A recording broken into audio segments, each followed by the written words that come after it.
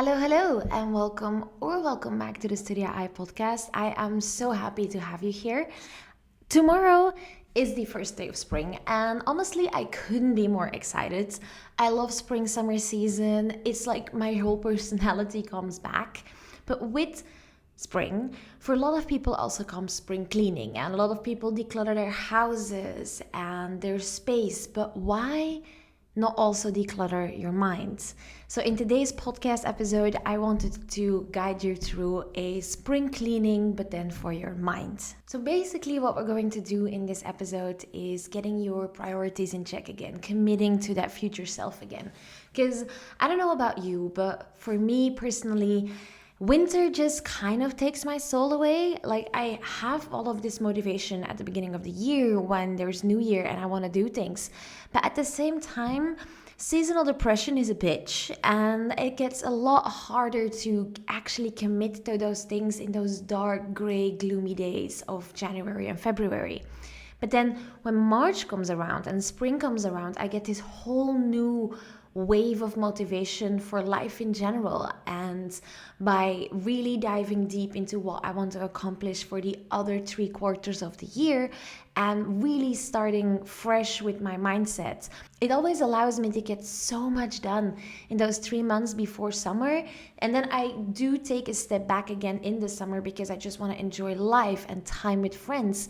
But this mindset reset over the years has allowed me to not fall off track with reaching my goals when winter has just sucked everything out of me. The first thing that I always like to start these things off with is by clearing out your brain. It's the same as when you are clearing out your house. You're not going to start by cleaning. You're going to start by organizing. You're going to start by putting things in their place, by getting rid of the things that you don't need anymore. And you can do the same thing for your brain with a brain dump. So take a piece of paper and look up brain dump exercises. I know that Michelle B has some great ones. I haven't created my own because there's so many out there. Maybe I will link some for you in the description of this video or podcast episodes. But yeah, brain dumping allows for you to get all of that clutter that is in your head out of your brain onto paper, so you can start with like a clean blank slate, or you can actually organize your thoughts on paper instead of trying to do all of that in your head. Because I try, but I'm not capable, and that means that a lot of other people probably aren't capable as well. So when you do a brain dump, go over every single area of life. Start first by just dumping what comes to mind, and then go through every single area of your life: your house, your finances, the people that you know, your hopes, your dreams, your desires, your flaws, anything that's in your brain. Keep on just pouring it out onto paper or into your Notion or wherever you like to do these things until there's simply nothing left. But then also make sure that you do something with those thoughts, because if you just pour all of them onto paper and then you just leave them there and don't process those thoughts, they will just jump back into your brain one by one because you actually activated thinking about them. So instead of just dumping it all out and leaving it be, organize them. So everything that is to do in your head, plan it in. Think of when you're going to do these things. If it's things that you're worrying about, put them on a list for later, and you can look at solutions. If it's ideas that you have, projects you want to start, put them on your someday list that we talked about in the previous podcast episodes. Just go through that list, go through that brain dump, because it's probably not going to be a list, it's probably not going to be neat. And make sure that every single thing on paper has a place. It has an actionable step behind it. even if it's just a feeling. You can set the intention of working through those feelings when you actually have the time. But by assigning a designated time to each and every single thing on your list, that makes sure that your brain knows when we will handle this, and it will allow it to calm down. So once your brain is entirely empty, that is when it's time to start cleansing. We have cleansed. Then it's time to start working on that mindset. Then it's time to start showing up for yourself again in the way that you deserve it. And the first part of that is to just listen to yourself. Sit and think with your thoughts. Ask yourself questions like, what do I need right now in the moment to thrive again? What are things that are missing from my life? What kind of goals did I fall off track with, and why? And how can I move forward? And if journaling is challenging for you, because sometimes for me it is as well. Sometimes these questions feel way too big in my head, and I'm staring at a blank paper and nothing is coming. There are no answers coming up. There's nothing coming out. That is when I like to take my journaling/meditation on a walk with me. So either you just pop that question in your head and you start walking, or you use a guided journaling or meditation session, and instead of sitting down and doing the thing, you are walking and just thinking about it. There is no commitment of writing it down. There's no commitment of sitting still and paying attention to your breathing for 30 minutes. You're just walking. And I don't know why. There might be a scientific reason for it, but I personally find that because I am moving my body and I am allowing my thoughts to wander off left and right, for example, when there's birds flying by or when I see children playing, I'm not hyper focused on that question in front of me. The answers tend to come while I'm walking. And then when I ask myself those same questions on paper again, once I get home, I can write pages full of ideas. And so that might be something that you can try if you struggle with that journaling and meditation. And eventually you won't have to go on a walk all the time, because your brain gets used to yourself asking those questions, and it gets used to processing thoughts, emotions, and really evaluating them. But it's a skill that you have to learn, and going outside can really, really help with that. And it doesn't even have to be outside. You can also just go to the gym. You can do a workout, you can go climbing, you can go biking. Just make sure that you are physically doing something while thinking about the questions that you have. But back to the questions now, maybe.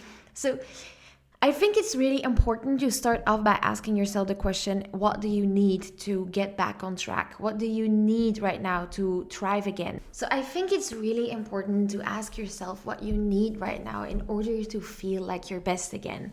Because if you are like me and you end up in that winter slump, you haven't felt like your best in a while, probably. So what are the things that you can do to start feeling like that best self again? For me, on my walk this morning, I realized that I need to see people. I need to go out, enjoy the sun that is coming through, the warmer days, the longer days, and eating healthy, exercising again.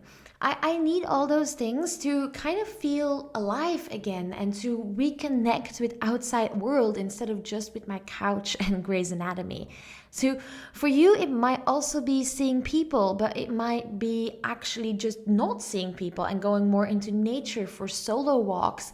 Whatever it is, figure out what you need to feel like your best self again, and then plan all of that into your agenda. Because time is not something you have, it is something you make. So if you want to get back to that best version of yourself, you actually have to plan in time and dedicate time into making that version of yourself come to life again. So we have cleansed our brain. We have made sure that we can feel like ourselves again. Now it's time to start working on that deeper mindset. And the first thing that I like to do from time to time, it doesn't necessarily have to be now, but it's a good thing to include in your spring cleaning, in your mental spring cleaning. And that is to make a list of all the weird assumptions that you have about those limiting beliefs that you have in your head and the things that you have to work through. Now, I do want to make clear that you're not going to get over it just because you write it down. This might take years or months of time before you can get through it, but the first thing is knowing about it. So, for example, I realized on one of my walks, I've been going on a lot of walks lately, that I suck at making friends because I feel like I'm wasting their time. Because I feel like I am not worth their time. And that is why nobody will ever like me, because I'm not funny enough, not entertaining enough, and that spending time with me would be a chore for other people. This is bullshit, because deep down, I know I'm a great friend. And yes, I might not be the funniest of the bunch, but I have so many other qualities that I can offer other people. So this is one of my limiting beliefs, one of those weird thoughts that are so deeply rooted in my system that I don't know how I can begin changing these things. But the first step is knowing. The first step is knowing that they exist. So really dive deep into your brain. You can do this on the walks again, or you can do this while journaling, and figure out your limiting beliefs. Figure out what those things are that are holding you back from becoming the version of yourself that you want to be. What are the things standing in between you and your dream life? And these can be incredibly silly when you write them down, and that is okay. Because those beliefs come from somewhere. Those limiting beliefs, you were not born with them. They were ingrained in you. You developed them because of experiences, because of the people around you, because of trauma. There's a reason that they're there. So they're valid. They are valid, and it's okay to have weird ideas in your head that you don't even know where they come from. And if they're very complex and very deep and harmful to yourself, I would suggest going to therapy to fix them. But for other things, it might be enough to reframe your mindset and to start working through those things to see how you can look at them in a different light and how you can reframe your thinking to slowly change from that limiting belief to something that actually gives you confidence. Now, it ain't gonna be limiting belief, confident self. There is a journey in between that. And that is, for example, one of the things that bothers me with affirmations. You're not going to go from, I don't think I am worthy of love, to I am a confident queen who deserves the world. That's just not realistic. For me, for example, it would have to be like, I'm a burden on other people if they have to spend time with me, to I'm not a burden. Not to I'm an amazing person who they can spend time with and I'm an enrichment to their life. No, I'm not a burden.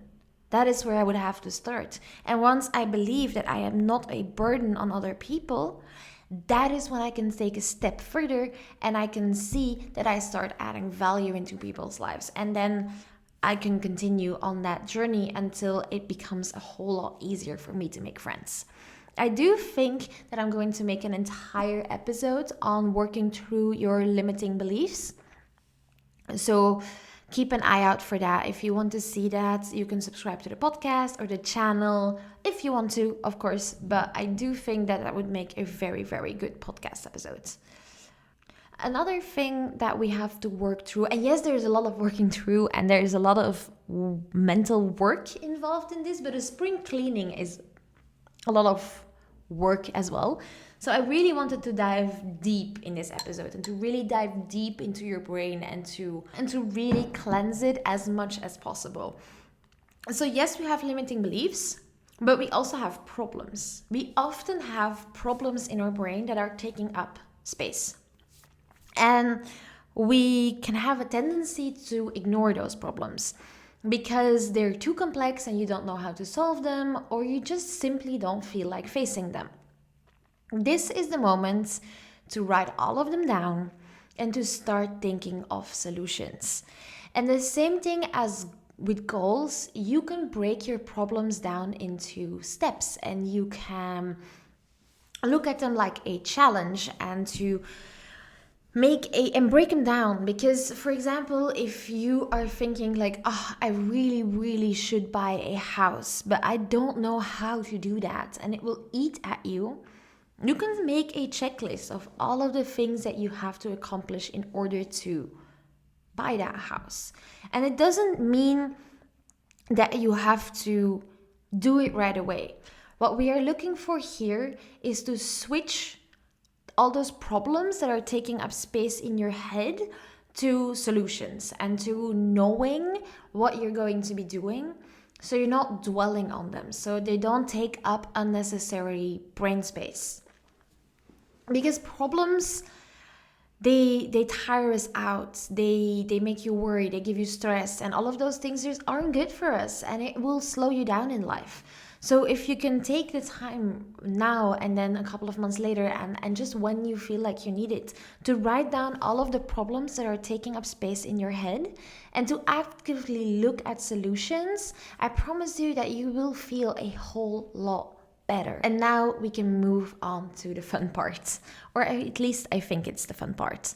We have worked through all of the things taking up space in our brain, and now it is time to fill our brain again with inspiration, with motivation, by connecting again to that dream life that you want to make and that you want to achieve.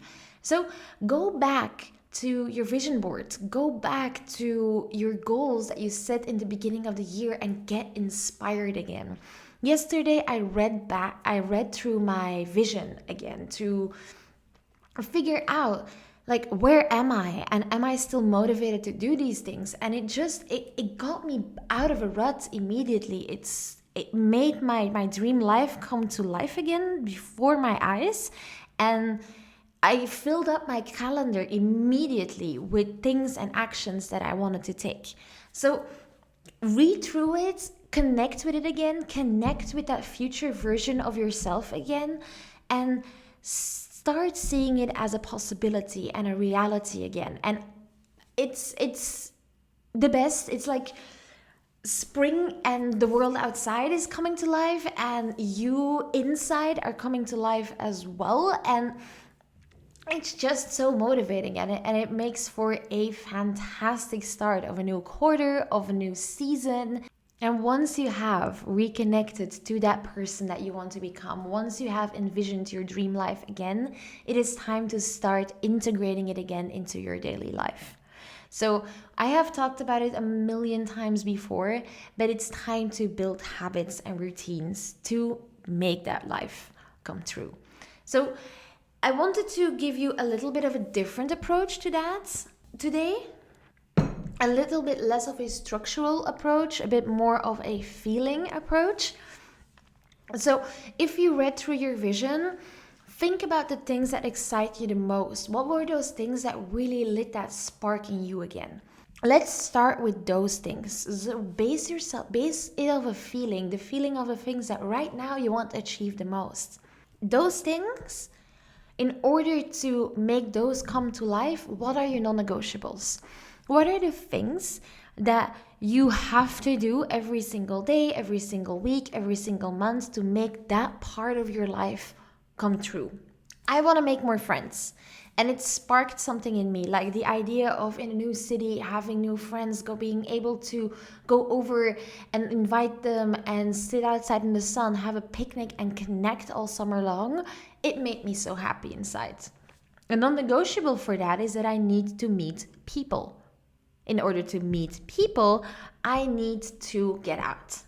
I need to go outside. I need to do new things. And that actually excites me as well. So it's perfect.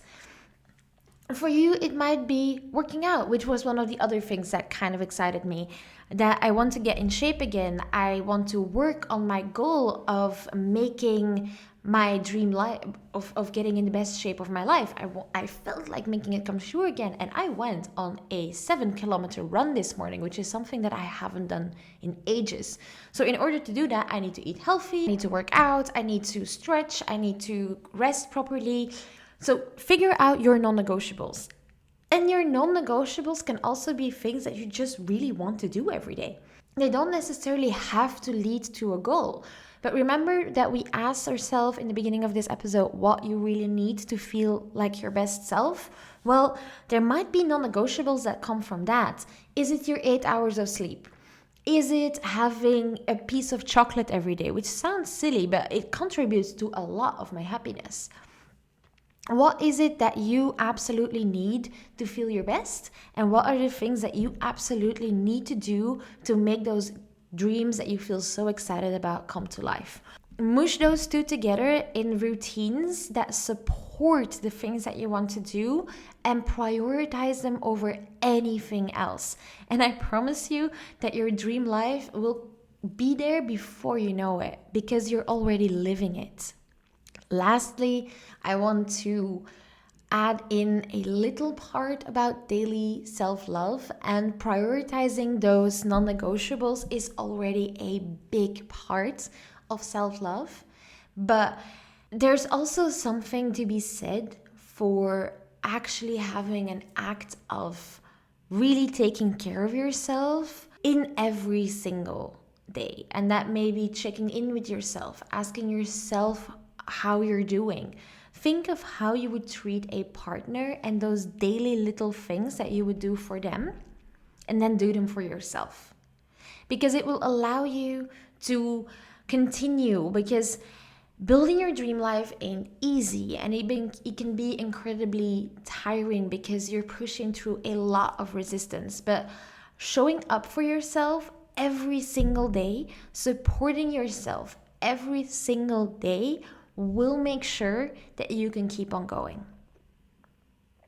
And I hope you do, because I want to see your dream life come to life, my dream life come to life, everybody's dream life come to life, because that is what you deserve.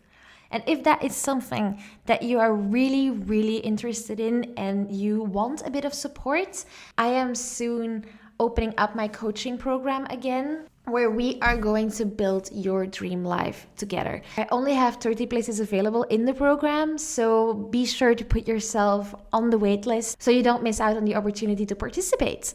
It's going to be 3 months packed full of workshops, full of journaling sessions, planning together, to one-on-one coaching moments, where I help you to discover what your dreams are, how you can bring them to life, and how you can do all of that while you're still doing your daily obligations. Or I can even help you figure out what you want from life, if that's something that you find incredibly difficult right now. So if it's something that you're interested in, I will leave the waiting list link in the description box of the episode or the video. And with that, I'm going to let you go.